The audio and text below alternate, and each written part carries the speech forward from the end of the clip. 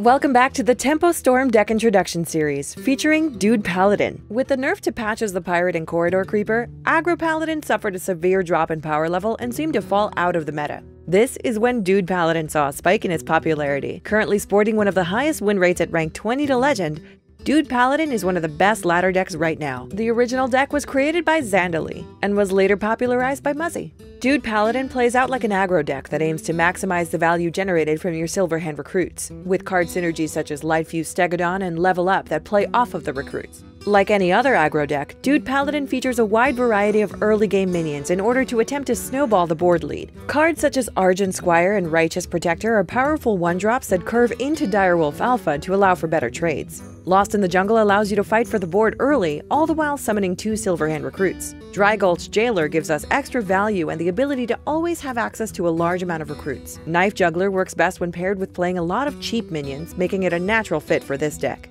By running one copy of Equality, we always have a way to come back if we fall behind on the board. Cards such as Rallying Blade and Unidentified Maul help to keep our opponent's minions off of the board, but can also be used aggressively to push damage. Considered one of the strongest cards of the classic set, Divine Favor allows you to quickly empty your hand and immediately refuel it, giving you much greater access to your deck than what's normal for aggressive decks. Steward of Darkshire is used to protect our 1 health minion, and is best used when played in conjunction with our recruits. Call to Arms is a staple in any Paladin deck, as it's one of the best cards in the game. Cheating out several minions at once is extremely powerful, thinning out the deck to draw more answers and combo activators for future turns in the mid-game. Light Fuse Stegodon is a powerful tool to snowball the game with a board of recruits, and sometimes even protect them going into our Level Up turn. Level Up massively buffs our recruits and often will close out a game on its own.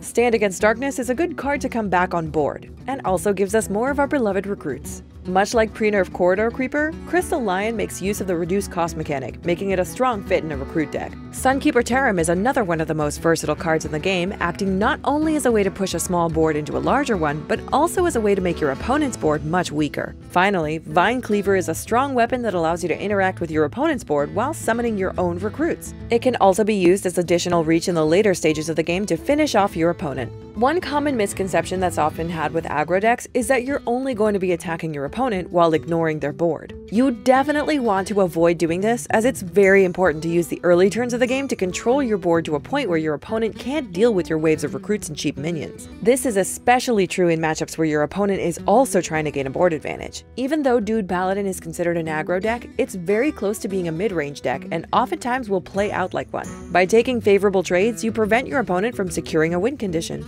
This is where cards such as Direwolf are helpful, as they let you make trades that you normally wouldn't be able to make happen. When playing aggressive mirrors, consider keeping a low-cost weapon if you have a curve or have coin. Rallying Blade and Unidentified Maul are crucial to keeping your opponent off of the board while protecting your own. You always want to keep Call to Arms in your mulligan, as this card has one of the highest win rates in the deck. When played, this card can help you push far ahead, or even come back from behind. If you're running into a lot of Warlock, consider running 1 or 2 copies of Spellbreaker to combat the Void Lords. If you're facing the mirror a lot, consider running Sea Giants, as they're invaluable against board flooding decks. Some more recent iterations of the deck run Dark Conviction due to its insane synergy with Argent Squire and Righteous Protector. There are several different variations of the deck, so make sure to find one that fits your playstyle. Currently, several pro players are debating whether Crystal Lion should be included in the list, so if you need to make room for a tech card, this could be what you consider cutting. It's no surprise that Dude Paladin has a very high win rate, as it's such a powerful deck. It honestly wouldn't even be a surprise to see it included in many players' lineups at upcoming events such as EGLX or WESG.